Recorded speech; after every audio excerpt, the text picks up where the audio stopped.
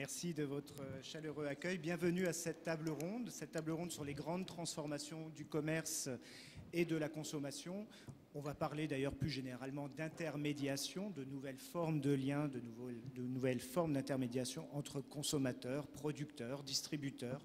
Tous ces liens sont bien chahutés et avec nos grands témoins, vous allez le voir, de nouvelles configurations se dessinent. On va aborder ce thème de façon très concrète. Avant de vous présenter justement nos grands témoins, je voudrais vous donner quelques idées, quelques axes de réflexion sur cette grande question de l'intermédiation. Je me présente peut-être très vite avant cela. Je suis Pascal Madry, je suis économiste et urbaniste et je m'occupe de deux associations avec son délégué général Michel Pazoumian qui est dans la salle. Procos, qui est un club d'enseignes du commerce spécialisé. Vous avez dans cette association diverses enseignes comme Nature et Découverte, comme la FNAC, Naturalia et bien d'autres. Et nous les conseillons dans leur développement si possible homogène, équilibré, cohérent avec les questions d'aménagement du territoire. Et puis j'anime également l'Institut pour la ville et le commerce qui lui regroupe tous les acteurs de la filière de l'aménagement commercial, les promoteurs, les distributeurs, mais aussi des collectivités, des chercheurs, et ensemble, nous essayons d'imaginer le commerce de demain. Alors, imaginer ce commerce de demain, c'est ce que l'on va faire, pour cette fin d'après-midi. Quelques idées, comme je vous l'avais annoncé, quelques pistes de réflexion que j'aimerais partager avec vous sur ces grandes transformations. Et une fois encore, on le verra après avec nos grands témoins que je vais m'empresser de présenter par la suite, on rentrera dans le détail de ces grandes transformations. Premier point, j'en ai que 3. Premier point, des grandes transformations dans le commerce, il y en a toujours eu. Ce n'est pas la première à laquelle nous sommes confrontés aujourd'hui, il y en a toujours eu. Et la dernière est très récente puisqu'elle a occupé finalement tout ce XXe siècle. Regardez, en 1930, on comptait près de 2 millions de commerces en France et moins d'un siècle plus tard, 2 fois moins, alors que la population a augmenté de 50% dans le même temps. Donc un équipement qui s'est concentré, terriblement concentré, et cela, on pense toujours du fait de la grande distribution, pas du tout. D'abord, essentiellement, du fait de l'exode rural, du fait d'une modification du peuplement de la France.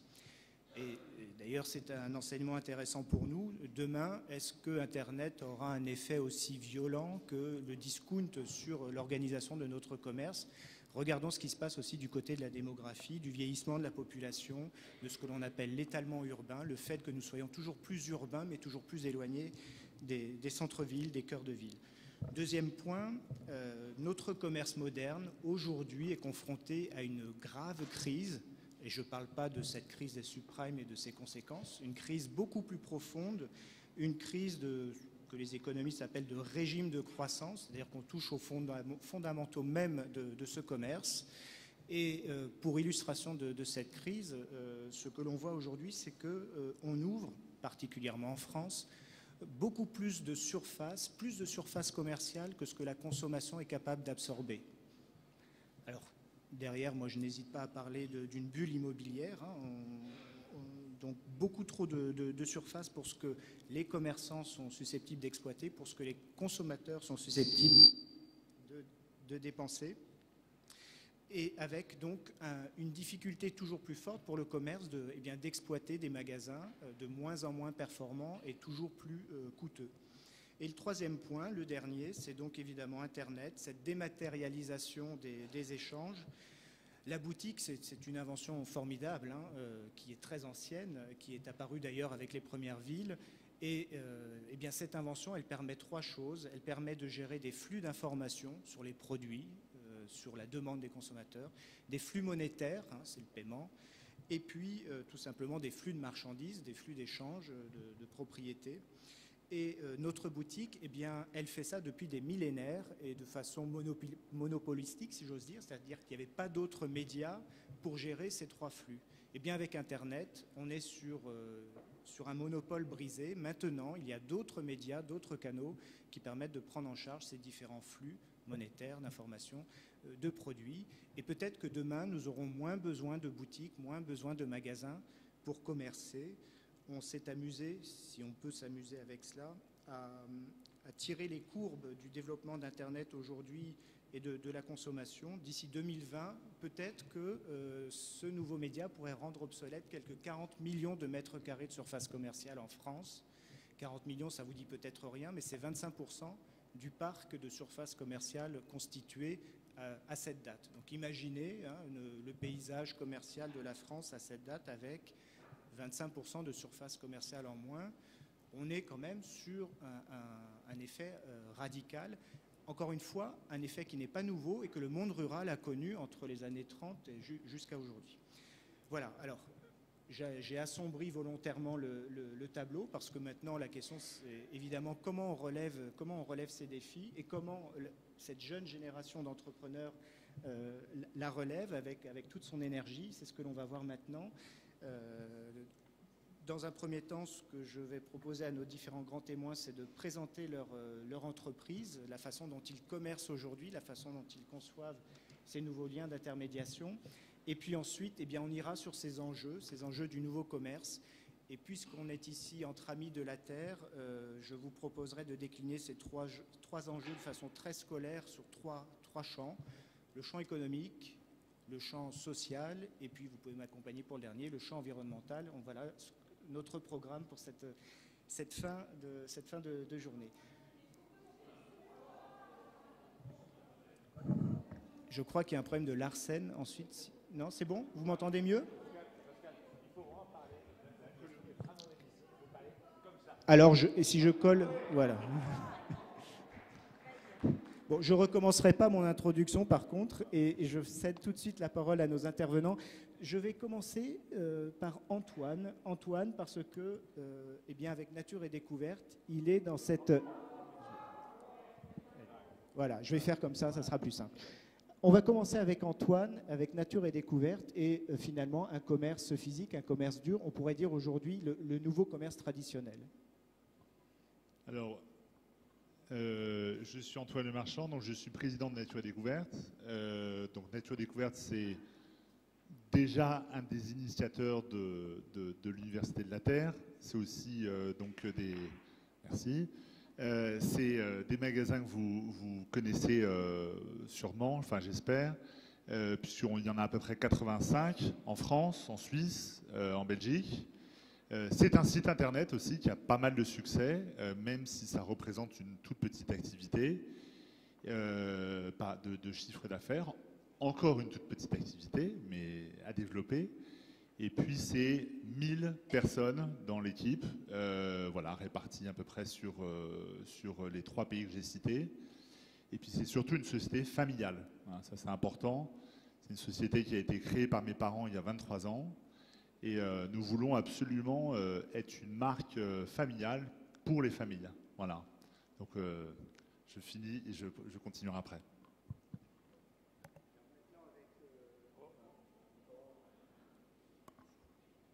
Là, je crois que c'est bon. Avec maintenant Stéphane Mitoun, qui lui est directeur général de My Major Company. Donc là encore, une nouvelle forme d'intermédiation. D'intermédiation, de désintermédiation plutôt, je dirais. My Major Company, je pense que vous en avez tous entendu parler, notamment autour de la musique, puisque ce qui a fait le succès de la boîte et ce qui nous a permis de sortir, notre acte fondateur, c'est Grégoire, ou Joyce Jonathan, ou Irma, vous savez, ces artistes pour lesquels on a demandé le financement du public et qui ont connu le succès, qui ont connu des succès commerciaux assez forts, assez importants, justement grâce au financement du public, lesquels ont été récompensés, rétribués à travers à la fois des contreparties physiques et puis des contreparties financières, puisque sur Grégoire notamment, les internautes contributeurs ont gagné plusieurs dizaines de fois leur mise ou leur investissement de départ sur cet artiste. Aujourd'hui, My Major Company, fort de ses différents succès, a décidé de s'ouvrir, a décidé de proposer ce système et de l'apporter à l'ensemble des agents économiques de France, qu'ils soient dans la culture, qu'ils soient dans l'entrepreneuriat, qu'ils soient dans d'autres types de secteurs. Et on a sur notre plateforme des projets aussi, on a environ 200 projets, des projets aussi divers et variés que des projets musicaux, des projets d'édition littéraire, des projets de bande dessinée, des projets d'entrepreneurs, des projets d'apiculteurs, d'agriculteurs, voilà, des projets vraiment de toute nature et de toutes origines et de tous horizons. Et notre vocation, notre sacerdoce, c'est vraiment d'appliquer le système qui a si bien fonctionné au financement participatif de la musique, de l'appliquer à l'ensemble de ces porteurs de projets. Voilà en quelques mots ce qu'on fait. Évidemment, tout cela se passe sur Internet. Et puis je parlais au début de désintermédiation. Oui, c'est de la désintermédiation puisqu'il s'agit pour le consommateur de devenir un consommateur. C'est un peu une tarte à la crème, mais enfin c'est vrai. Et de reprendre la parole et de directement participer au financement des produits qui feront, en tout cas des projets qui feront les produits de demain. Voilà en quelques mots. Merci. Donc, on est ici là sur les circuits courts et sur un produit dématérialisé qui est le service financier. On finit avec Olivier Ezac, directeur général donc, du Bon Coin. Donc, le Bon Coin, c'est l'adaptation sur Internet de quelque chose de très simple. Le petit papier que vous déposez sur la caisse à la boulangerie pour proposer un service ou un objet. On s'est appuyé sur ce que permettait le média Internet pour en faire quelque chose qui aujourd'hui est beaucoup plus vaste, puisque sur le Bon Coin, on trouve 22 millions de produits. Ça va d'une maison face à la mer à un canapé qui a déjà servi dans 3 ou 4 maisons différentes. C'est le premier site emploi en France. C'est un endroit où les agriculteurs échangent du foin. Donc c'est un petit peu dépassé notre idée de base du petit post-it à la boulangerie. Et ça s'appuie sur la volonté de permettre à tout à chacun de vendre entre particuliers et de commercer à proximité, puisqu'on est vraiment sur un média local où notre métier, c'est de mettre en relation des acheteurs et des vendeurs et de mettre en relation des gens qui, en règle générale, habitent vraiment à côté les uns des autres. C'est assez amusant de se retrouver ici, puisque ça montre qu'Internet a vraiment révolutionné les modes de consommation. On parle d'enseigne de distribution. Notre métier, c'est d'être un média, c'est-à-dire que j'ai une particularité. Je ne vends aucun des 22 millions de produits qui sont proposés sur le site.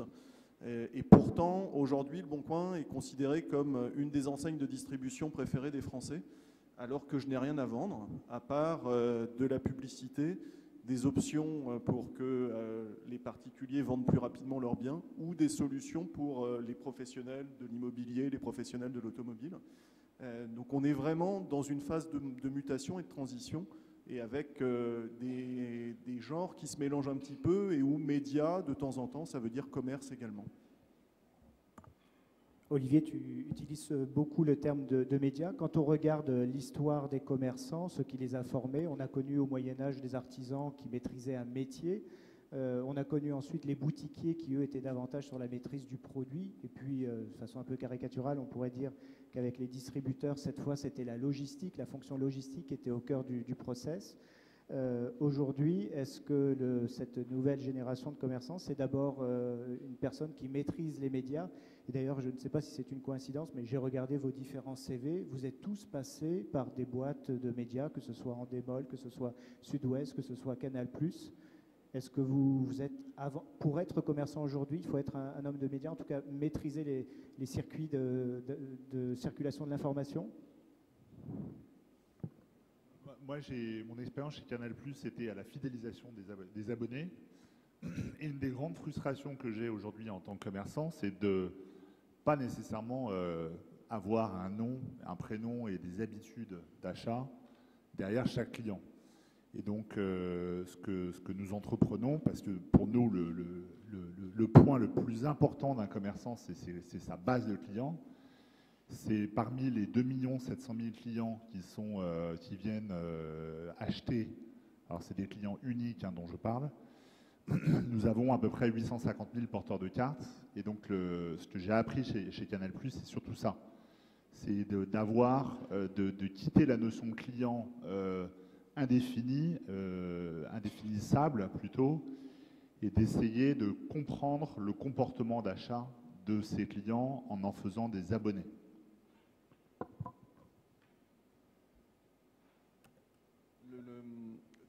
Deux petits aspects. Le savoir-faire média, sur Internet, il est important parce que ce que l'on propose à nos utilisateurs, c'est qu'on est bien achalandé. Je prends une image très simple. Si vous voulez vendre quelque chose et que vous le mettez dans une boutique qui est dans une petite rue où personne ne passe, ça va être plus compliqué que si vous vous installez sur les Champs-Élysées. Le savoir-faire du Bon Coin, c'est justement de fédérer une audience aussi forte que possible pour que ce que vous ayez à vendre soit aussi consulté que possible et qu'il y ait une personne intéressée qui vous contacte pour acheter le produit que vous proposez. Donc il y a cette dimension média. Le savoir-faire du Bon Coin, c'est de créer de l'audience. Aujourd'hui, il y a un Français sur 4 qui se connecte chaque mois sur le site. Et certainement, mon passé dans l'univers des médias m'a permis de travailler sur cette dimension-là. En revanche, il y a une autre dimension qui est très importante. Tu parlais d'outils au Moyen-Âge. C'est ce qu'on propose. En fait, le Bon Coin, c'est un logiciel, c'est un outil dont la fonction, c'est de permettre d'acheter et de vendre. Et tous les jours, il y a des équipes qui travaillent pour rendre cet outil plus simple d'usage, plus efficace, dans un seul but, c'est que quand vous déposez une annonce, votre téléphone se met à sonner et il y a une personne intéressée par ce que vous avez à proposer qui vous contacte pour venir acheter le produit que vous proposez. Tu réinventes les ouvroirs avec Internet. Donc, Stéphane. Pour rebondir, je me reconnais vraiment absolument dans ce qui vient d'être dit.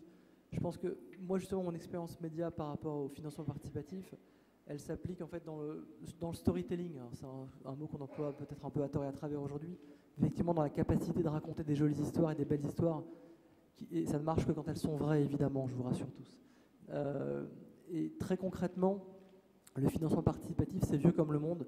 Ça n'a rien de nouveau. C'est, je disais, je suis désolé. Je disais simplement que je me reconnaissais dans tout ce qui avait été dit. Et particulièrement pour ce que ça concerne, pour ce qui est du storytelling. Parce que le storytelling aujourd'hui c'est un mot qui est un peu galvaudé, dont on entend beaucoup parler, mais que lorsque ça raconte des histoires vraies, ça permet effectivement de connaître des succès pour ce que l'on fait nous, c'est-à-dire le financement participatif, c'est au centre de ces succès-là. Alors comment est-ce que ça fonctionne et comment est-ce que ça marche? Très concrètement, lorsque un porteur de projet vient au devant du public, expose son projet et le présente, soit on est capable, soit lui est capable de raconter des histoires et soit on l'accompagne là-dedans et il est capable d'expliquer au public à quel point il est sur un projet émotionnel, sur un projet aspirationnel, soit c'est quelque chose d'assez terne, d'assez standardisé et ça ne marchera pas. Donc on est au cœur et au centre de ce qu'est le marketing en général. Manifestement, je crois que le micro est un peu décevant pour tous. Je vais en essayer un autre.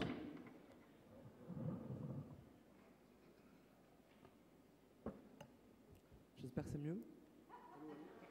C'est encore pire.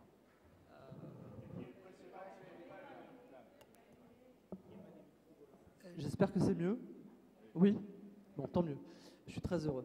Donc je vous parlais je vais faire beaucoup plus court. Je vous parlais de storytelling et d'importance du marketing et d'importance de la façon dont on raconte les choses.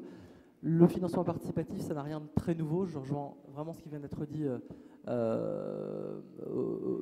vraiment par les deux intervenants précédents. Ça n'a rien de nouveau en ce sens que financer des projets, quels qu'ils soient, culturels ou autres, par la foule, ça a donné la bourse à la fin du XIXe siècle. Ça a donné des projets culturels que vous connaissez tous. John Cassavetes, en 1957, pour financer un de ses films, a fait un appel public radiophonique aux États-Unis et a financé l'ensemble de son film de cette manière-là. Le socle même de la Statue de la Liberté, qui n'avait plus de financement, a été financé grâce à une souscription publique. Il en va de même aussi pour les concerts que donnait Mozart à Vienne, qui n'avaient pas lieu tant que les montants n'étaient pas atteints, tant qu'un montant minimum n'était pas atteint à travers une souscription publique. Donc on ne fait rien de très nouveau. En revanche, ce qu'on fait de nouveau, c'est l'outil Internet qui rend les choses plus simples, qui rend les choses plus démocratiques, plus immédiates et plus faciles à entrer dans le foyer, dans le cœur des Français et dans le cœur des gens. Et de ce point de vue-là, les porteurs de projets, ceux qui viennent chercher du financement participatif à travers nos outils, sont évidemment plus percutants, plus performants lorsqu'ils ont la capacité de raconter des histoires, et des jolies histoires. C'est en cela qu'on les aide et c'est effectivement au cœur de la réussite de leur projet. Alors j'admire votre humilité à tous parce que vous dites n'avoir rien inventé, simplement vous vous servez d'outils qui permettent tout simplement de fluidifier la fonction marchande. Ceci dit, je reviens quand même à notre thème qui est celui de la grande transformation du commerce. Il y a quand même des ruptures importantes aujourd'hui. Et sur cet aspect-là, j'aimerais vous entendre aussi. Qu'est-ce qui vous marque depuis, on va dire, allez, ces 15 dernières années, que ce soit du côté du commerce, des formes de commerce, sinon du côté des comportements du consommateur, qu'est-ce qui vous marque aujourd'hui et qui vous semble être en tout cas un enjeu fondamental auquel le commerce doit désormais s'adapter? Antoine, peut-être, pour commencer. Déjà, par exemple, une enseigne comme Nature et Découverte fonctionne beaucoup à l'achat d'impulsion. Beaucoup de nos clients, 80% pour être précis, rentrent chez nous sans avoir une idée précise de ce qu'ils veulent acheter.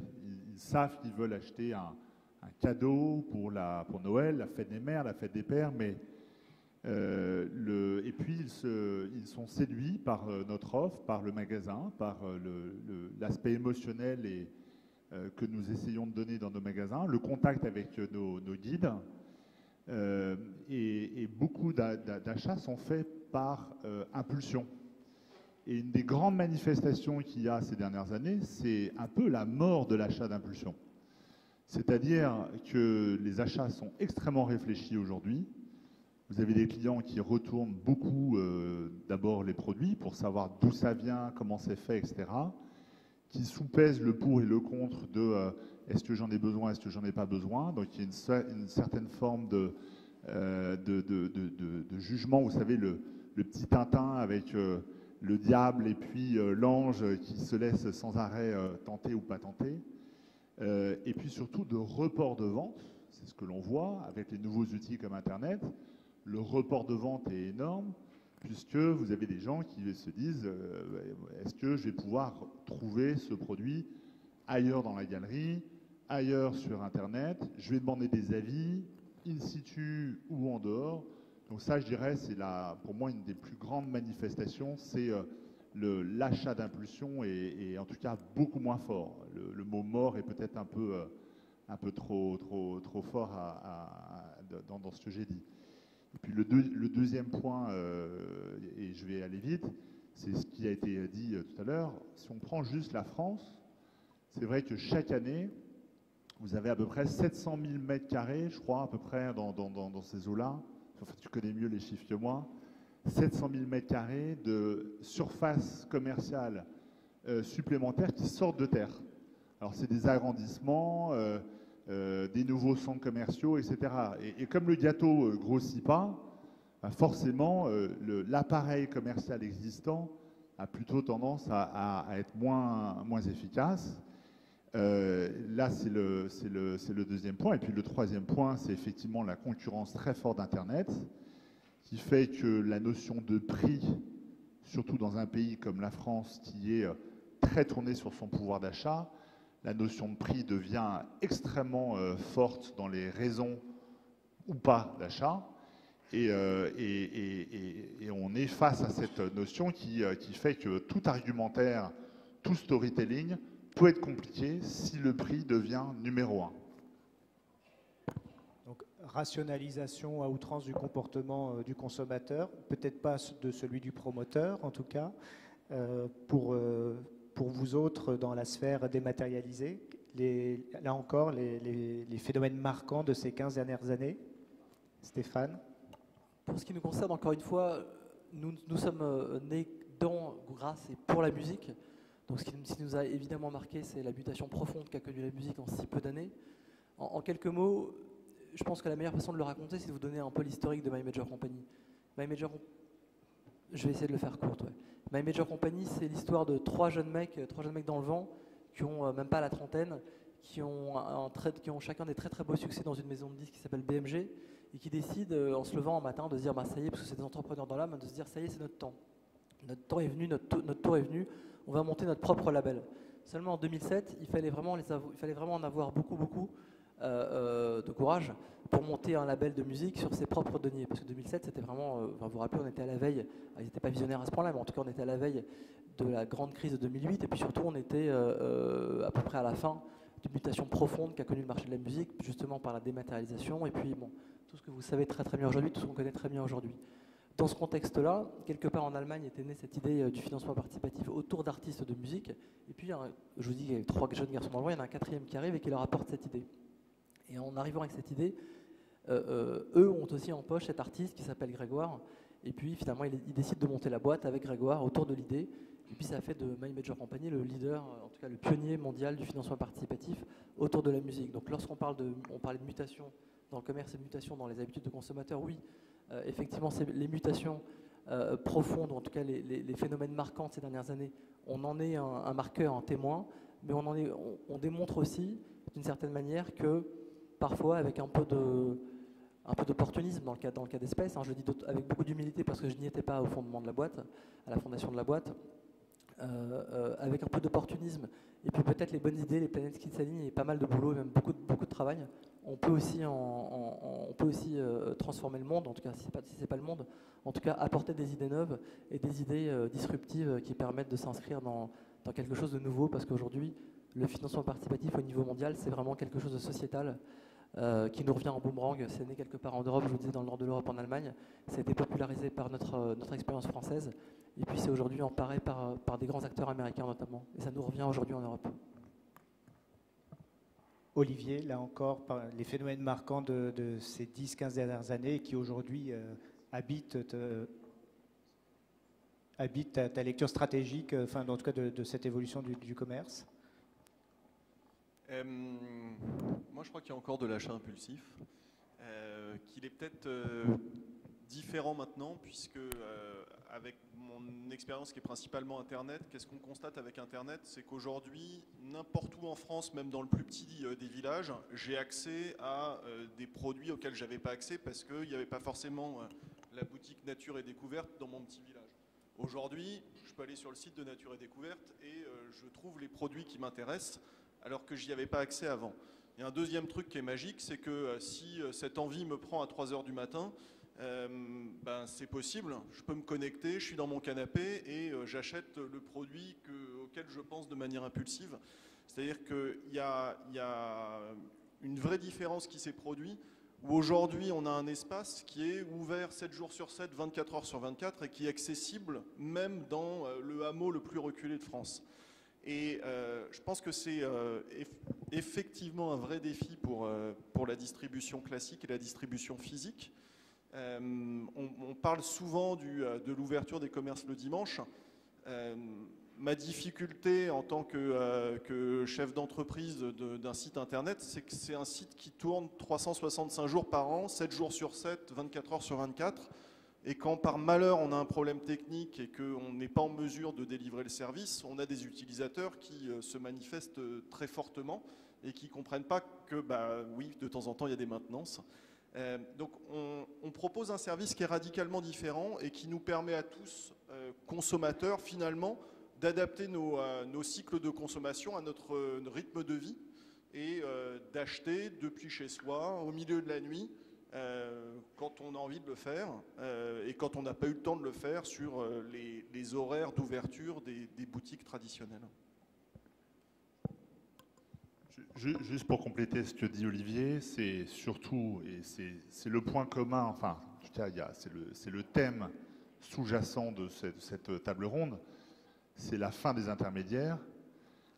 C'est le fait qu'aujourd'hui, le client, de par Internet, de par l'abondance d'informations, l'accès à l'information, le client veut absolument avoir un lien direct avec la source. C'est pour ça que nous, on a effectivement beaucoup de clients qui retournent leurs produits pour aller directement. On va avoir un accès direct aux producteurs. Donc c'est l'émergence du small, je dirais, du small commerçant, du small commerce. Je veux m'adresser aux petits producteurs de vin, de fromage, de jambon. Et puis dans le commerce, c'est aussi à l'opposé, l'émergence du big. Et là, c'est le big commerce qui règne, c'est-à-dire des marques qui sont transnationales, qui sont des vrais rouleaux compresseurs. Et entre les deux, il est difficile de vivre. Alors, on est déjà sur les enjeux et on va y venir. Je note juste, Donc pour toi, les achats d'impulsifs reculent. Hein, le consommateur devient davantage rationnel. En même temps, par son accès direct aux producteurs, aux produits, il y a une impulsion aussi plus directe au mécontentement. Et autrefois, finalement, les distributeurs jouaient par leur rôle d'interface un peu le tampon, et c'était ça aussi leur métier, c'était d'ajuster l'offre et la demande. Donc là, on est dans une relation nouvelle du consommateur au produit et à celui qui le fournit. Les enjeux que tout cela soulève. Alors pardon, il y a une invention qui me frappe. On est désolé pour la qualité des micros, mais là on me dit que c'est trop près. Non, c'est bon ? Bon. Il y a une invention qui a quand même marqué ces 10 dernières années le paysage commercial français, ce sont les drives.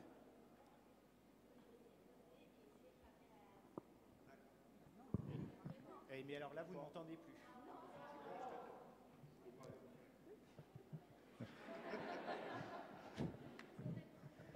On peut prendre cette attitude. Vous m'entendez bien là cette fois?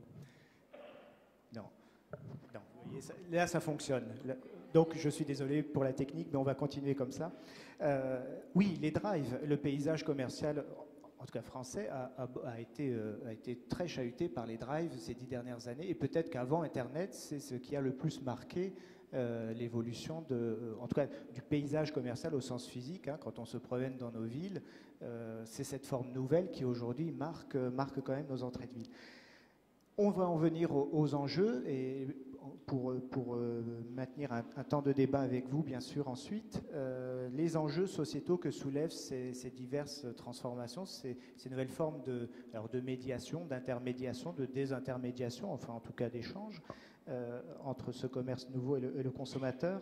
Je vous proposais d'aborder 3 volets, le volet économique, le volet social et le volet environnemental de ces enjeux.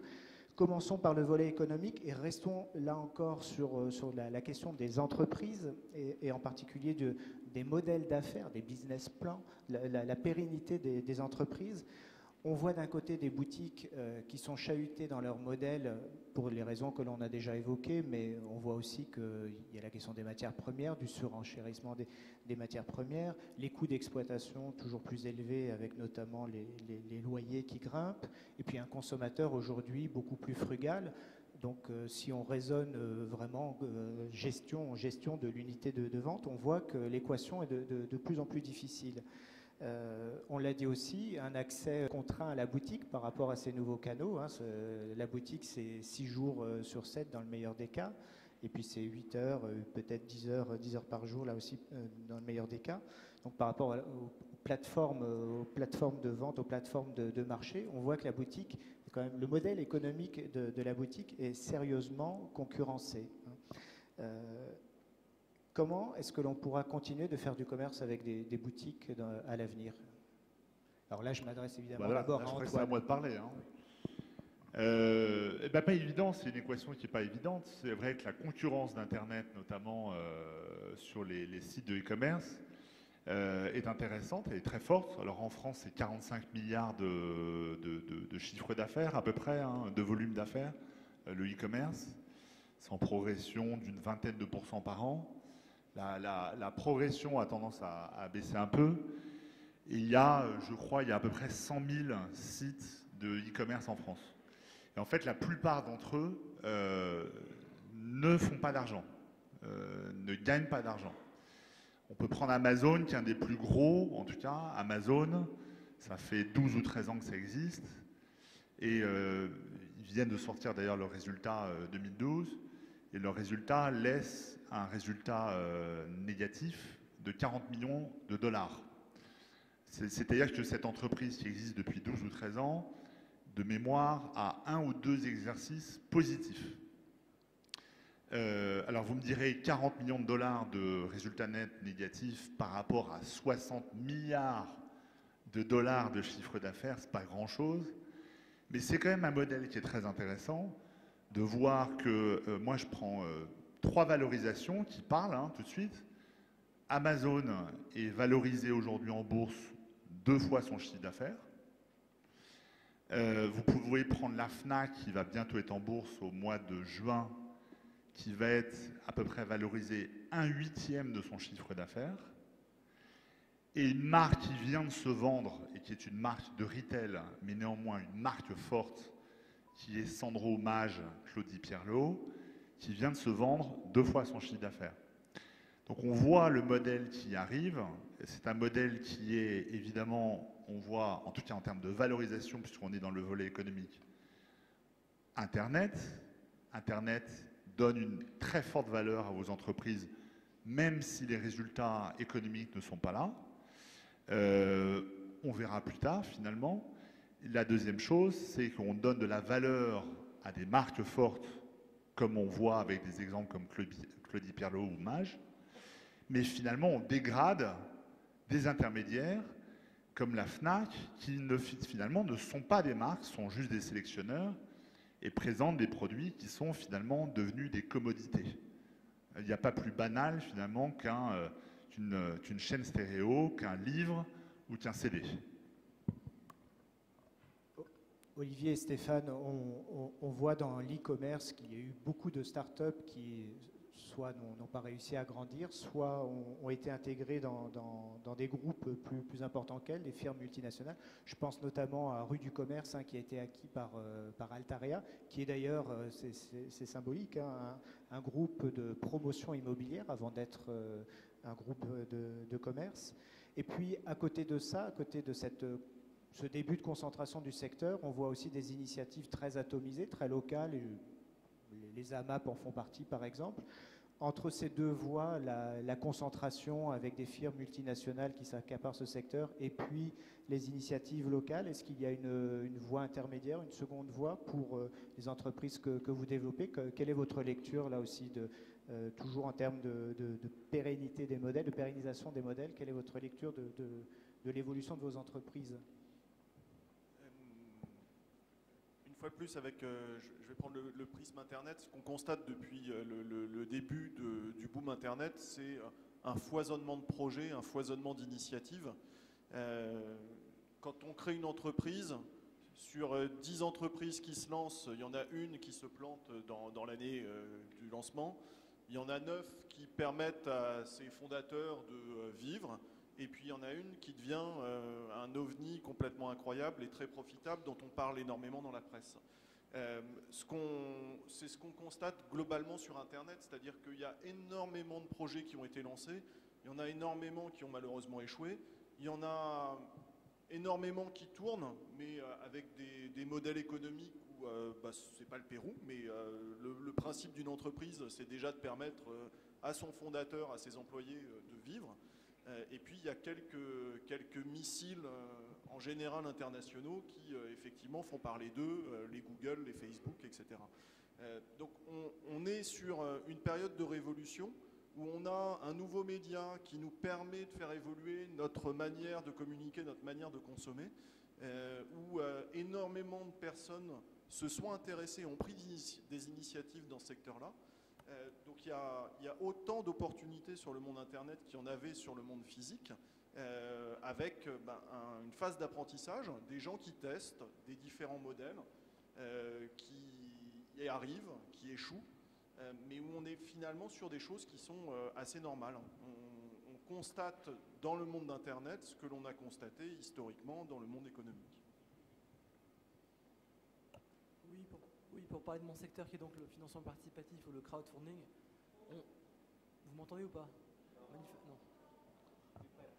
Et là, c'est mieux, oui. C'est mieux comme ça. Je disais pour parler de mon secteur, donc le financement participatif ou le crowdfunding, on est effectivement sur un schéma très classique avec une myriade d'acteurs qui sont sortis, donc quelques acteurs historiques, quelques acteurs pionniers mondiaux, comme encore une fois même Major Company a la chance de l'être. Puis derrière, un acteur, ce fameux missile, pour appliquer le discours qu'on vient d'entendre, ce fameux missile qui est Kickstarter, qui devient Boomerang, qui est l'acteur mondial. Et puis très probablement, une phase de concentration maintenant qui va s'opérer, une phase de tri. On a encore beaucoup de MeToo qui apparaissent en France, donc beaucoup de boîtes qui partout essaiment à droite à gauche, qui tentent l'aventure. À mon sens, c'est déjà trop tard. Ce sera déjà beaucoup de morts dans les mois ou dans les années à venir. Et en même temps, on a un très gros marché qui se développe, qui sera de l'ordre de entre 3 et 6 milliards d'euros en 2013. Donc c'est assez considérable d'un marché qui n'existait absolument pas il y a 5 ans. Donc c'est encore une fois quelque chose de gros qui s'est construit. et puis très probablement une concentration qui s'opérera et qui laissera 2-3 acteurs mondiaux, peut-être un acteur européen. On essaiera d'en être évidemment, c'est notre vocation et c'est notre stratégie.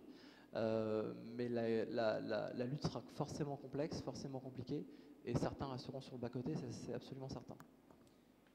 Alors, on est loin d'avoir fini sur ce thème, mais il nous faut le temps d'aborder les autres. Sur le volet social, je vous propose de l'angler sur tout simplement nos modes de vie et notre environnement de vie.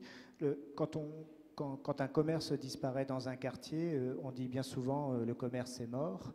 Le commerce, par essence, est donc un formidable vecteur de lien social. Ce n'est pas seulement une plateforme d'échange, une plateforme de rapport entre une offre et une demande. Il y a aussi des liens sociaux forts qui se nouent autour de cet outil.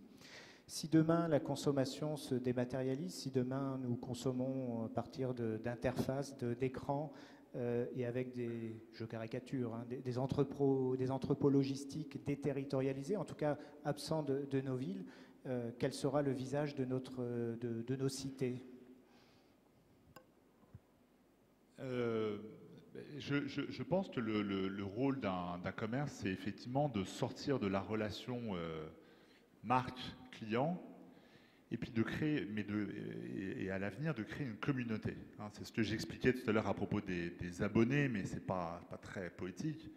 Je pense que c'est vraiment de créer des communautés autour de marques fortes. Pour moi, j'aime pas le terme de business model, mais en tout cas, ça fait partie des enjeux de demain. C'est de créer des marques très fortes, avec des valeurs très fortes, et puis une communauté autour de ces marques. Alors après, que cela se passe en boutique ou en dehors de la boutique, j'ai envie de dire, l'exemple de l'Université de la Terre est tout à fait un bon exemple, concret et in vivo, du fait que le lien social, on peut le faire en dehors des magasins. Parce que je crois qu'il y a 10 000 personnes qui se sont inscrites à l'initiative, encore une fois, de Nature Découverte et puis de ses partenaires. Et l'avenir, demain, appartiendra aux marques qui arrivent effectivement à créer sans arrêt du lien social. D'abord en magasin, parce que quitte à payer des loyers, autant que ces loyers servent, et pourquoi pas le samedi matin, c'est ce qu'on va faire bientôt, des ateliers, on va faire des ateliers chaque samedi matin pour apprendre à manipuler son télescope, etc. On a fait depuis 20 ans des sorties dans la nature pour emmener des gens, on a emmené à peu près 300 000 personnes dans la nature, donc en dehors de Nature Découverte. Et puis, c'est aussi des initiatives comme celle-là, et pourquoi pas demain d'autres initiatives qui pourraient être en dehors de nature. Et juste sur le dernier aspect social aussi qu'il faut marquer, c'est tout à l'heure on parlait de tous ces sites internet de e-commerce qui sont non profitables. Derrière ce non-profit, il y a souvent des prix très agressifs. Et derrière ces prix très agressifs, alors évidemment il y a un business model qui n'est pas pérenne, mais il y en a aussi certains où le social est pris à défaut. C'est-à-dire qu'en fait, les clients disent souvent, nous, dans nos magasins, ils disent, nous, ce qu'on veut, c'est avoir du Made in France, mais au prix chinois. Alors, c'est très dur de résoudre cette équation. Derrière un bas prix et derrière une économie à bas prix, il y a souvent un problème social derrière. Stéphane, à travers le type de projet même que tu finances, que tu aides à financer, finalement, le lien social, tu le rétablis? Oui, déjà, basiquement, le financement participatif, c'est avant tout une affaire de communauté. Puisqu'on parlait de communauté, c'est la communauté, ce sont des communautés qui se fédèrent, qui se créent ou qui s'activent autour de projets. Je vais citer quelques exemples pour être un peu plus concret. On a aujourd'hui sur la plateforme un apiculteur des Pyrénées-Orientales qui est venu porter un projet qui est simple, qui est d'acheter des ruches. Parce que son rucher a été frappé il y a quelques mois par une avarie, par un problème climatique. Et il est simplement venu au devant du public en disant assez simplement, voilà, moi j'ai besoin de racheter un certain nombre de ruches, ça coûte 8 000 €, je crois, si j'ai bonne mémoire. Et je fais appel à vous pour m'aider à financer mon projet, pour m'aider à m'accompagner dans mon projet. Alors évidemment, comme on n'est pas dans une opération caritative, c'est dans une opération de mécénat, c'est un système de don contre don. Si tu me donnes 20 € pour participer à mon projet, pour m'aider à monter mon projet, en contrepartie, tu auras des pots de miel, je t'enverrai le pot de miel, je t'enverrai les produits chez toi. Si tu mets 40 €, ce sera un peu plus. Et puis si tu mets 200 €, tu pourras avoir une visite privée avec ta famille de la ruche. Et puis j'expliquerai tout le circuit d'apiculture à toi, tes enfants et ta famille. Et autour de ce projet-là, c'est pas 8 000 € que notre jeune apiculteur des Pyrénées-Orientales, qui a même pas une trentaine d'années, a récolté, mais c'est près de 24 000 € aujourd'hui. Donc 24 000 €, ça représente, je crois que le panier moyen est environ à 40 € ou à 30 €, donc ça représente environ 800 personnes. Il faut considérer que 800 personnes, c'est plus que, j'imagine, 2 ou 3 fois cette salle même. Donc c'est là, quand on parle de communauté, quand on parle de lien social, et tout cela, autour du produit, autour de quelque chose qui nous tient tous à cœur finalement, parce qu'on est dans le Made in France, on est dans les thématiques actuelles, on est dans la réirrigation du tissu, du micro-tissu industriel, si j'ose dire industriel, mais en tout cas du tissu économique français, de notre pays. On est dans la réalisation de projets de jeunes gens, et encore une fois, c'est 2 ou 3 fois cette salle de gens qui ont participé, qui ont communié autour de son projet, qui lui ont permis de le rendre possible. Voilà, là on est typiquement à la fois dans les communautés, et puis dans le lien social, et même dans l'évolution sociétale. Tout ça avec un pot de miel. Olivier, est-ce qu'on peut créer du lien social autrement avec Internet ? Il y a un gros fantasme autour d'Internet, autour de la nouveauté que ça représente, autour du fait que c'est un ordinateur qu'on a face à soi et c'est plus une personne physique. Mais la personne qui répond de l'autre côté de l'ordinateur, c'est quelqu'un de physique. C'est-à-dire que c'est un outil qui sert à la société, qui nous sert à nous tous. C'est-à-dire qu'on est un outil de créateur de lien social à tel titre que aujourd'hui, une rencontre, enfin une vente sur le Bon Coin se fait physiquement, où acheteurs et vendeurs se rencontrent, échangent, discutent autour du produit. Et en général, nous, ce qu'on constate, c'est que c'est un moyen très fort de se rencontrer, de se rendre compte que nos voisins sont des gens extraordinaires. La deuxième chose, c'est qu'on a beau être un site de petite annonce, on s'aperçoit qu'on est avant tout un réseau social, puisque ça va créer des communautés. On se rend compte autour d'un objet. Un objet, c'est une histoire, un objet, c'est un centre d'intérêt, où les gens vont se retrouver, on va avoir quelque chose à partager. C'est-à-dire que le fantasme d'Internet qui tue toute relation humaine n'est pas possible, puisqu'il est utilisé par nous tous, et qui n'a qu'une vocation, c'est servir à la société et nous permettre d'échanger plus facilement. Bon, je vois que vous êtes très optimiste sur ce lien social. Moi, je vois tout simplement qu'il se déplace et que lorsqu'on est élu maire d'une ville, en revanche, on a un phénomène qui nous échappe et sur lequel on peut plus difficilement agir, et reste entière quand même la question de l'animation de nos centres-villes, de nos centres de quartier à terme. Pour finir, et avant de vous céder la parole, le volet environnemental, alors il y aurait là encore beaucoup de choses à dire, peut-être 2 points. Quand on regarde le succès de la grande distribution jusqu'à aujourd'hui, il repose notamment sur un fait, c'est que beaucoup de tâches de distribution ont finalement été confiées aux consommateurs. Quand on se promène en libre service dans un supermarché, on magasine, on fait le travail d'un magasinier. Quand on revient avec son coffre de voiture plein, c'est une action de transport. Et puis quand on classe tous nos produits dans un réfrigérateur, c'est du stockage.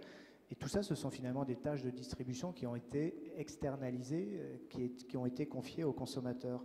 Avec Internet, travail d'ailleurs pour lequel le consommateur n'est pas rémunéré. Avec Internet, on voit que la marchandise, maintenant, elle vient toute seule jusqu'au consommateur, jusqu'à son domicile, jusqu'à son bureau, jusqu'au lieu d'usage. Ça peut être sur lui d'ailleurs. Et en termes logistiques, on est là donc sur une toute autre problématique. Ces coûts qui étaient autrefois confiés à notre voiture, à notre frigidaire, maintenant les entreprises doivent les intégrer de nouveau, avec derrière tous les problèmes sociaux que cela posait, notamment en termes de pollution, en termes de congestion de la circulation. Enfin, imaginez tous les véhicules qui auraient à transporter les millions de produits que nous pouvons maintenant consommer à distance. Donc, comment vous voyez cet enjeu-là ? Est-ce que les progrès logistiques avancent autant que les progrès dans l'intermédiation du commerce ? Et puis, ouais, je m'arrête là pour la première question. Ce qui me semble important, et je vais reprendre ma casquette Le Bon Coin, quand on essaie d'expliquer a posteriori le succès du site et pourquoi il a connu un tel engouement, les premières raisons qu'on trouve, c'est que aujourd'hui les Français ont une vraie conscience environnementale et on fait évoluer fortement leur mode de consommation. La crise a malheureusement accéléré cette bascule, on va dire malheureusement, parce qu'au final, on est sur des modes de consommation plus raisonnés, sur des modes de consommation plus durables. Le Bon Coin, c'est la première machine à recycler de France. Tous les produits qui sont proposés sont des produits d'occasion qui ont déjà été utilisés. On est sorti de la société de consommation du jetable, on est sorti sur une société de consommation à outrance pour se rappeler qu'il y a quelque chose qui est essentiel dans chacun des objets, c'est que ça a une valeur d'usage, ça a une valeur sentimentale, ça n'a pas uniquement une valeur financière, et que ce n'est pas parce que je n'ai plus besoin de ce canapé, de ce fauteuil, de cette chaise, qu'il doit finir à la décharge. C'est-à-dire qu'il a encore son usage, il a encore sa valeur sentimentale. De temps en temps, c'est une armoire qui est présente dans une maison familiale depuis plusieurs générations, mais que finalement, sur même ces micros qui ne fonctionnent pas très bien, c'est les micros de la salle numéro 11 de l'UNESCO. Ils ont une histoire, ils sont absolument merveilleux, et ils fonctionnent quand même à peu près. Et on peut les retrouver sur le Bon Coin, on n'a pas besoin de les balancer immédiatement à la poubelle. Donc il y a une vraie prise de conscience environnementale de la part des consommateurs qui nous, quand on a essayé d'analyser, parce qu'on a eu des questions sur mais comment vous expliquez le succès de votre site, le succès de votre site, le succès du site, il est avant tout fait par cette évolution des modes de consommation et cette envie de se dire je vais consommer de manière un peu plus maligne, un peu plus intelligente, un peu plus pérenne, parce que j'ai conscience que le modèle qu'on avait jusqu'à présent, il me semble pas très durable. Alors, vous êtes presque des exceptions, hein, parce que dans un cas, on est sur un produit complètement dématérialisé, c'est la monnaie. Dans l'autre, on est sur des biens de seconde main et donc sur la longue traîne. Il aurait fallu qu'on ait ici le patron d'Amazon pour avoir le témoignage d'un pure player qui, lui, vend des produits de première main. Et je ne pense pas qu'on serait tout à fait dans le même raisonnement. Enfin, la question de l'acheminement des produits d'Amazon et la question logistique reste posée. Je réagis juste là-dessus. Ce qu'on constate, c'est qu'il le commerce traditionnel va perdurer et on va rester sur des modes de consommation où on va tous acheter du neuf. Hein. Pour pouvoir vendre de l'occasion, à un moment, il faut qu'on ait acheté du neuf, sinon la machine s'arrête. En revanche, ce qu'on constate, c'est que la vie des produits est beaucoup plus longue qu'elle n'était il y a quelque temps et que Internet a permis ce genre d'évolution. On essaie de calculer aujourd'hui le nombre de points de PIB qui sont échangés sur le Bon Coin. On parle en points de PIB, ça veut dire que c'est un vrai mode de consommation qui est aujourd'hui généralisé. Et oui, il y a des géants comme Amazon, il y a des acteurs traditionnels. On a besoin d'acheter du neuf, mais il y a une vraie prise de conscience que la durée de vie d'un produit ne s'arrête pas au jour où je n'en ai plus l'usage personnel. Petit apport rapide. En fait, nous, on a participé avec pas mal d'entreprises à la comptabilité CO2, donc qui consiste à monitorer l'empreinte CO2 des marchandises qui viennent à notre entrepôt, puis après de notre entrepôt vers les magasins, puis après la consommation des magasins, etc. On l'a fait également pour le bois, à tel point que certains journalistes nous disent « vous êtes complètement masochistes, pourquoi vous faites tout ça ?» Et nous, l'intérêt, c'est essayer de réduire et de faire d'avoir une croissance, en tout cas environnementale, plus faible que notre croissance économique. Néanmoins, après, arrivent deux aspects. Le premier, c'est que tout ça, c'est très technique. C'est un sacré jargon qui est pas facile à comprendre de la part du client. Et le client s'ennuie très vite quand on lui parle de tonnes de CO2 ou de tonnes de bois ou autre. Et puis la deuxième, c'est la valorisation aussi de l'empreinte écologique, qui est que le client dit moi je suis prêt à payer un produit propre, vert ou autre, un peu plus cher, mais pas au-delà de 10%. C'est du déclaratif en plus. Donc la réponse est qu'en général c'est plutôt à ISO prix un produit qui est vert. Donc La question est plutôt, et je rejoins la notion que donnait Olivier, la notion qui, à mon avis, va venir dans les années, dans la décennie, ça va être la durée de vie, effectivement, des produits.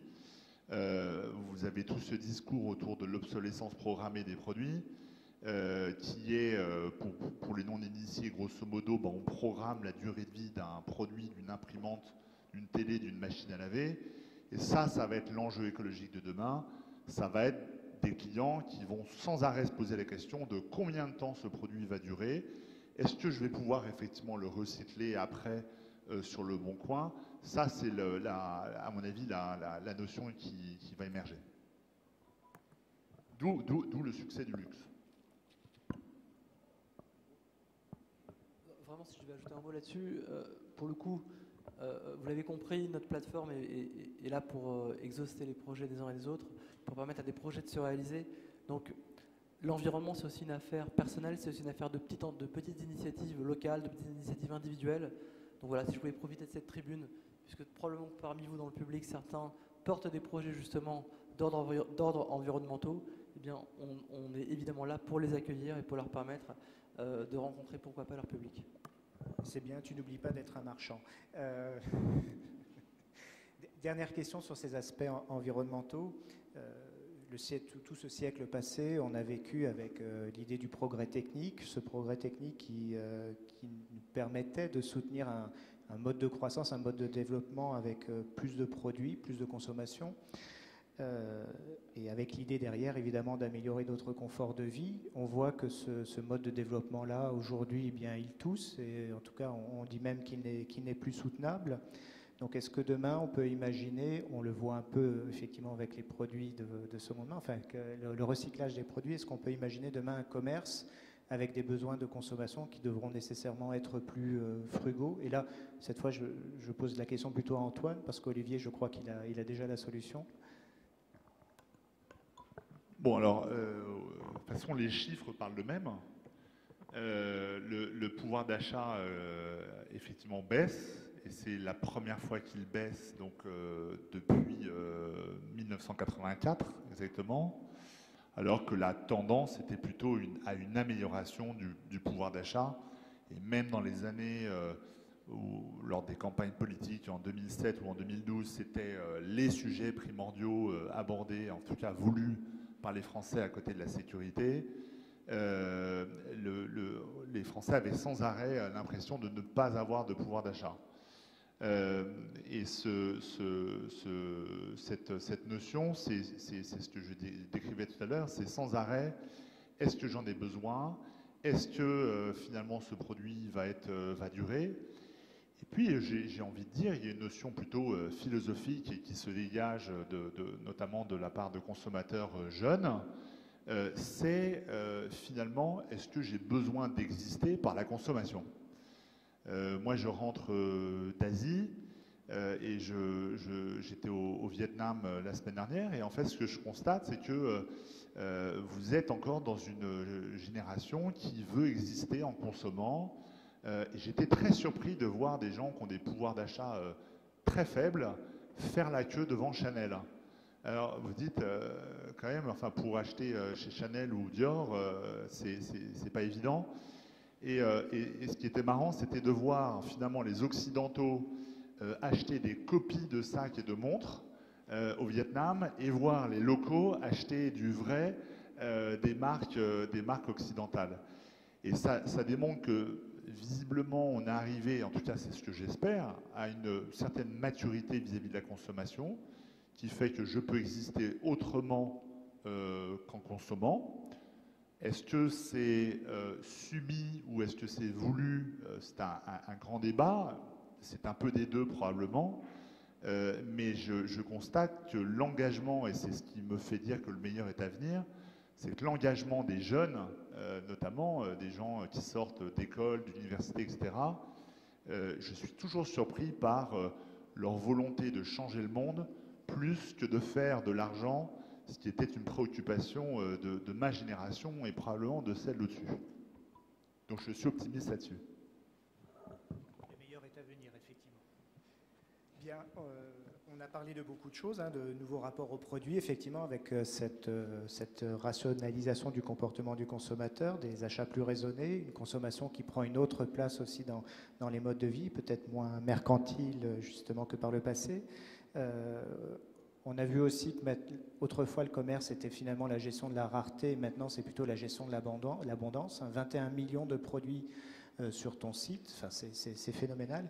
Et la question, elle n'est plus la valeur ajoutée, elle est plus tant dans le bien que dans le lien qui est créé autour du site. On a parlé de communauté d'ailleurs, tu as parlé d'abonnement, d'adhésion, donc nouveau rapport aux produits, nouveau rapport à la consommation. Et puis les marques, le travail des marques, moins que des enseignes, moins que des entreprises, pour fédérer, pour créer cette communauté.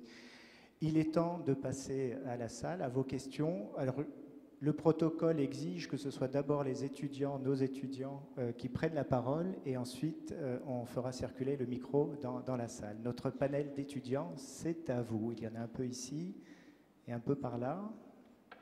Je vous en prie. Alors présentez-vous et puis dites aussi de quelle école vous êtes.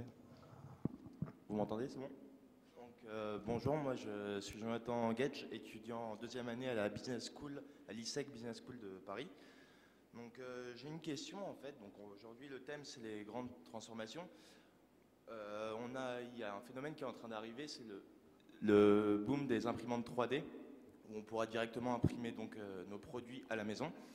Donc comment vous allez vous adapter à ce phénomène et comment ça transformera l'habitude de consommation?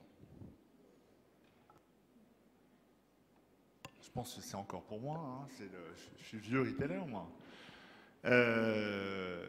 C'est une excellente question. Effectivement, on voit maintenant sur le marché des imprimantes 3D à 3 000 €, moins cher. Bon, vous me direz, c'est peut-être sur le bon coin d'ailleurs.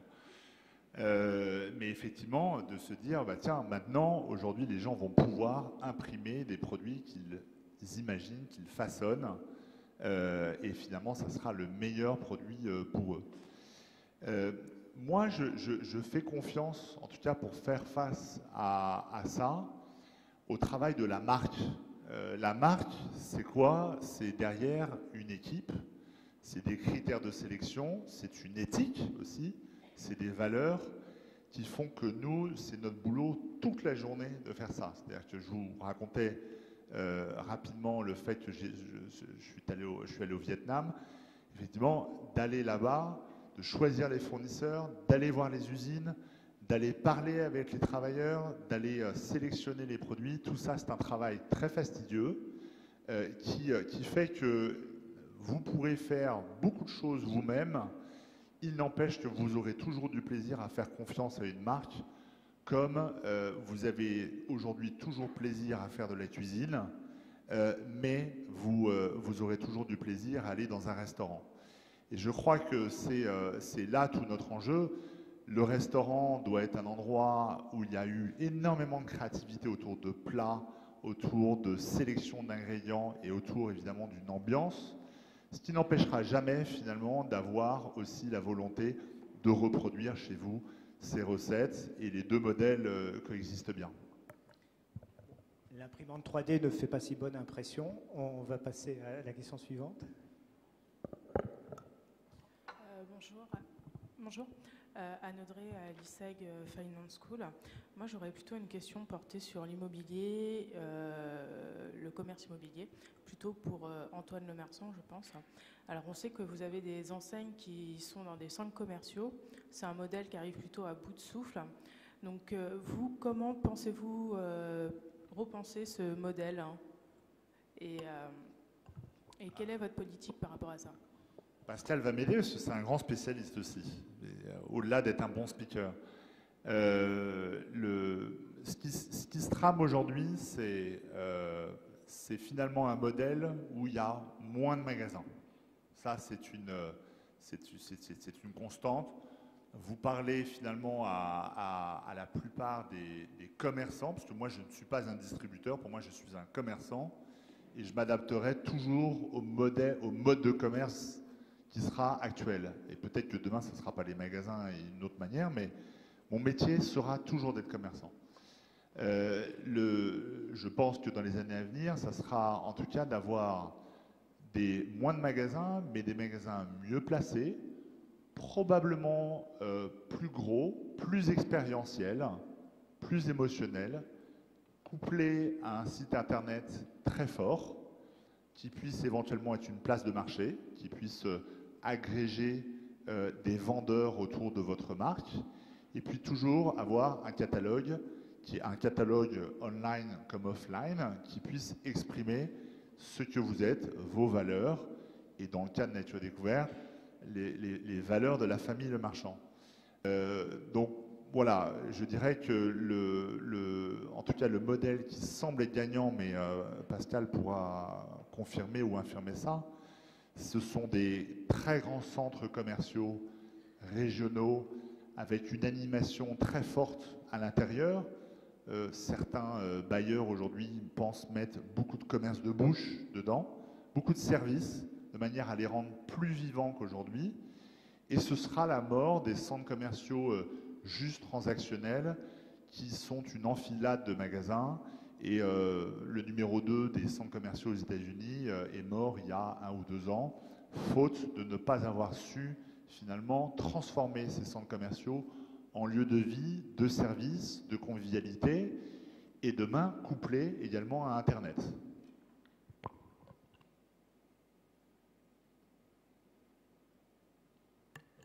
Bonjour, Martine Payeur, je suis créatrice d'entreprise dans le monde Internet et dans le développement durable. Et c'est une question pour Monsieur Isaac.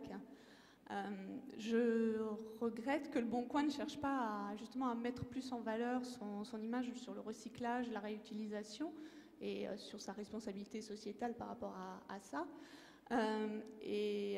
Notamment aussi, on sait que sur Le Bon Coin, il y a quand même pas mal d'arnaques. Et vous disiez tout à l'heure que tous les objets qui étaient vendus étaient des objets d'occasion. Il y a des choses qui sont vendues qui ne sont pas toujours d'occasion, ce sont les animaux.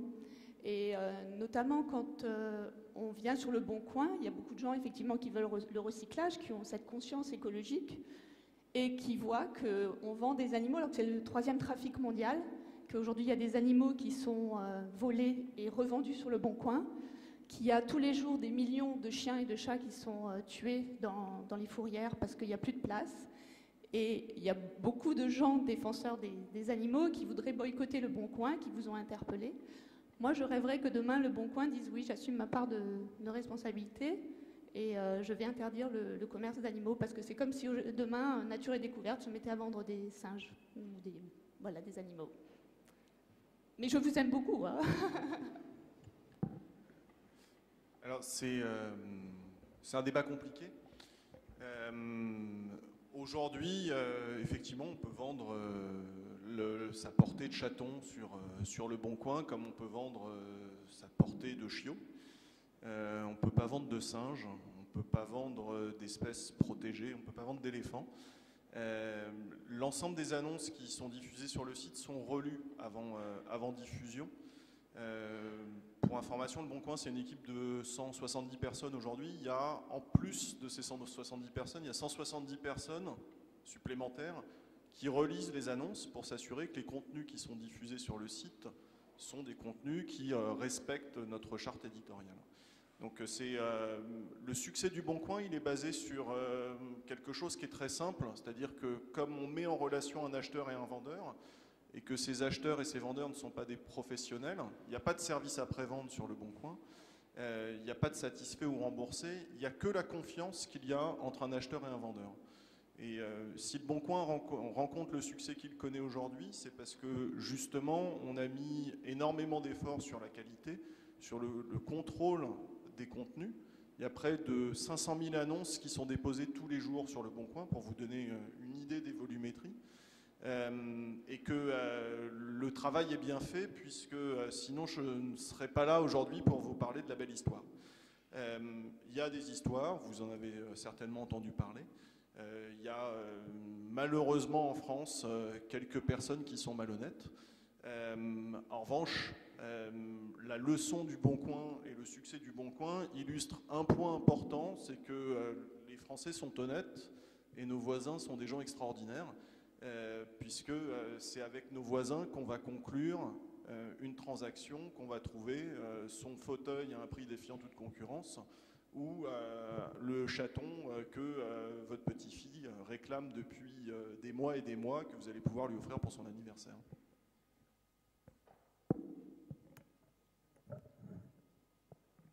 Une autre question?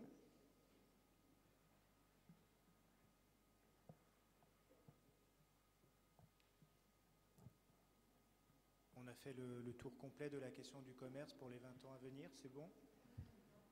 Il y a une question ici.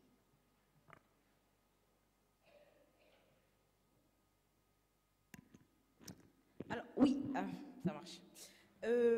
Mademoiselle Jomcom, donc je suis étudiante à l'Université Paris-Ouest. J'aurais quelques questions pour Nature et Découverte et My Major Company. Donc, déjà pour My Major Company, j'avais deux questions. Donc, comment est-ce qu'ils font? Parce qu'ils se sont lancés dans de nouvelles activités qui n'ont rien à voir avec la musique qui était auparavant leur activité principale.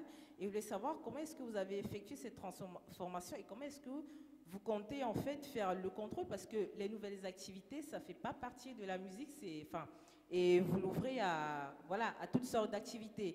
Comment est-ce que vous allez effectuer cette transformation-là? Et une question un peu plus précise, est-ce que tous les projets en fait qui sont qu'on soumet sur My Major Company, il y a une obligation justement d'avoir un bénéfice derrière pour ceux qui investissent, sachant que vous aviez parlé tout à l'heure d'une finalité sociale ou environnementale, donc est-ce qu'il y a obligatoirement un besoin de faire un profit derrière?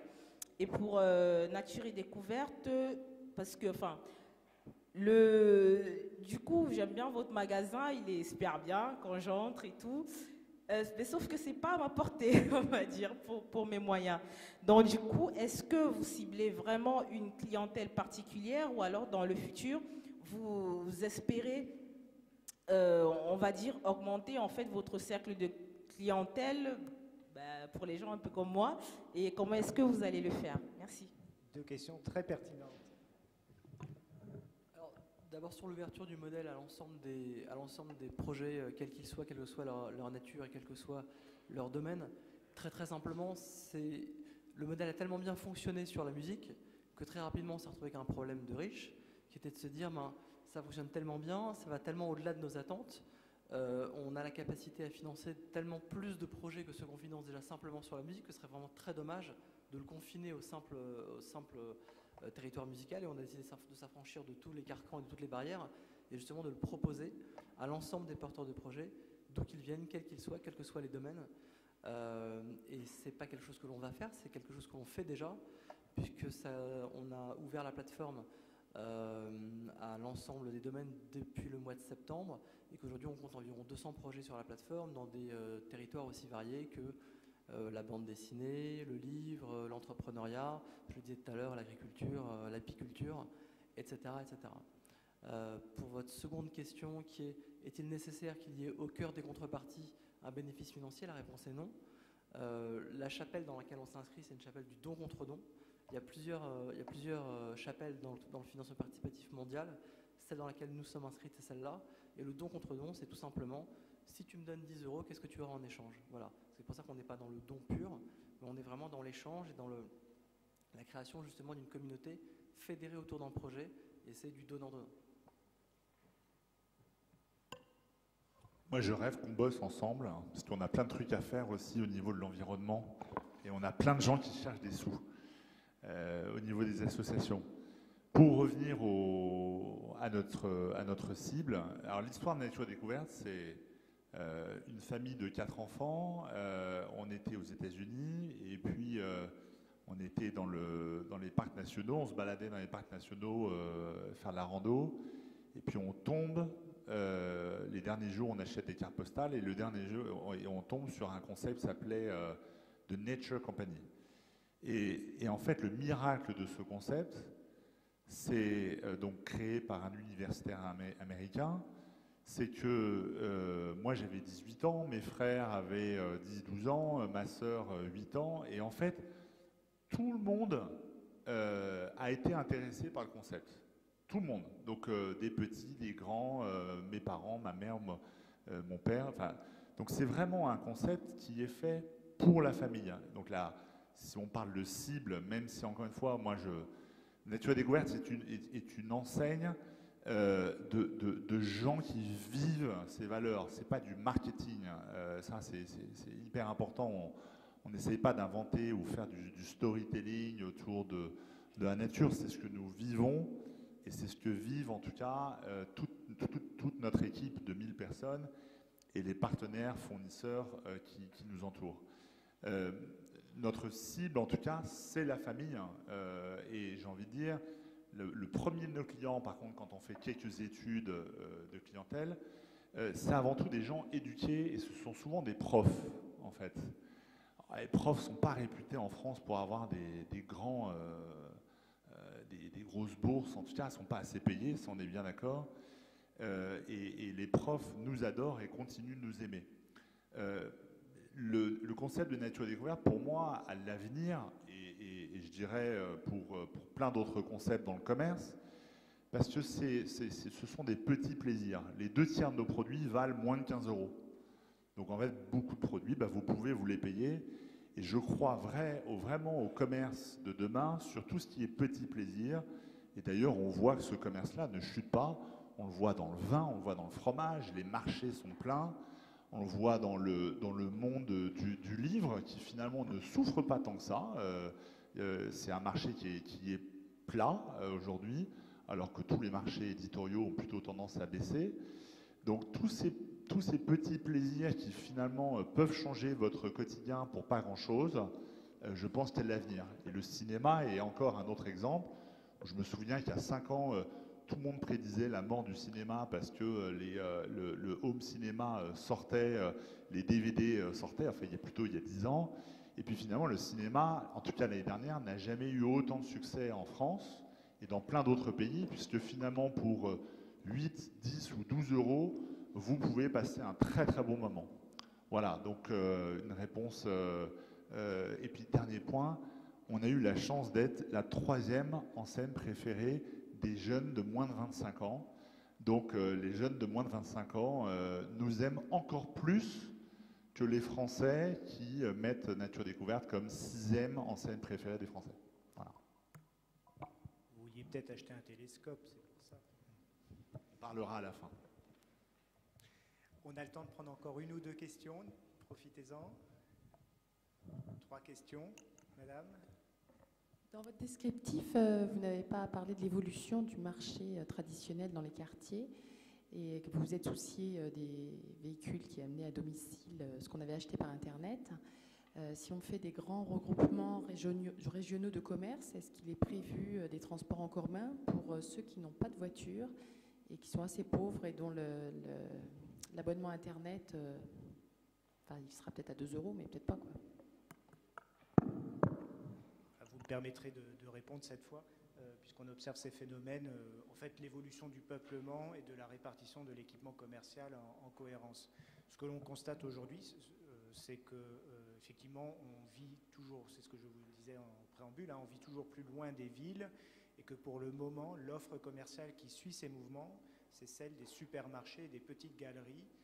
C'est une nouvelle forme de commerce de proximité, si on veut bien l'entendre comme ça, mais pour le moment, ce n'est que cette offre-là qui suit ces mouvements de population. Ceci dit, Internet prend le relais aussi, et c'est dans le monde rural que ce média, semble-t-il, est le plus utilisé aujourd'hui.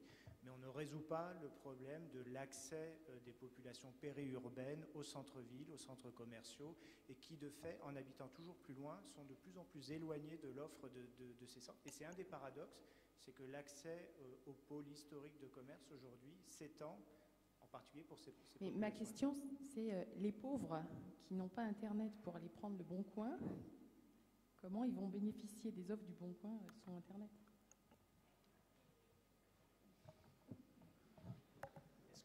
Est-ce que le commerce peut travailler avec les pauvres?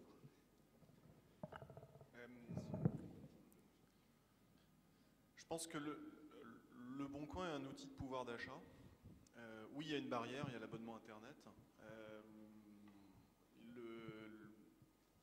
La dimension, c'est avant tout de fournir un outil qui est aujourd'hui accessible au plus grand monde.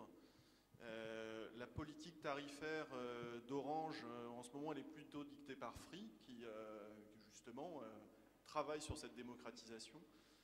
Il y a également l'effet du mobile qui va énormément rentrer en jeu et qui devrait permettre de réduire les coûts d'accès à tout ce qui est plateforme Internet et plateforme mobile, et qui, pour tous les sites Internet, est un nouvel enjeu et un axe de développement très important pour justement continuer à apporter un service au plus grand nombre.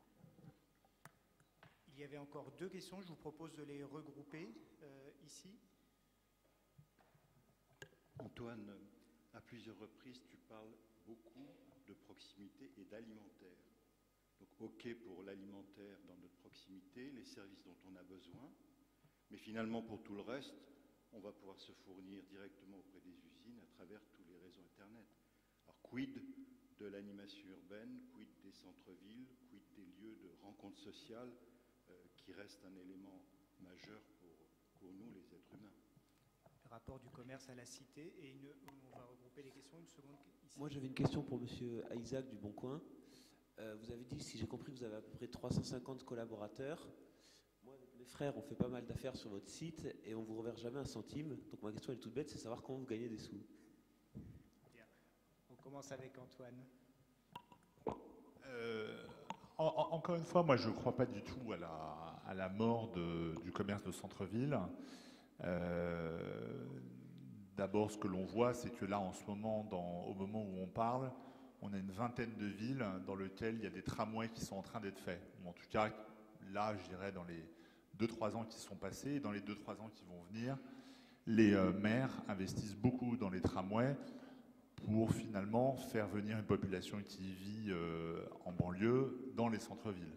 Et le prix d'un ticket de tramway est a priori accessible. Donc ça, c'est le point. La question était sur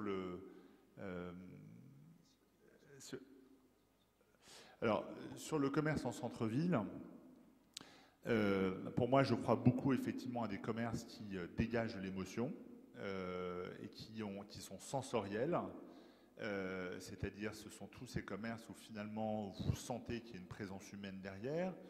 On parle des libraires. Il y a plein de petits libraires qui effectivement ne sont pas en grande forme économique, mais finalement qui aiment tellement leur job que finalement c'est un vrai lieu de rencontre pour la population. Moi, j'habitais avant dans un petit village d'Île-de-France, et finalement, le commerce principal, c'était la librairie. Et je discutais souvent avec ce libraire qui me disait, moi, je ne gagne pas un copec, mais finalement, rencontrer mes lecteurs, partager avec eux mon amour du livre, fait que je resterai toujours.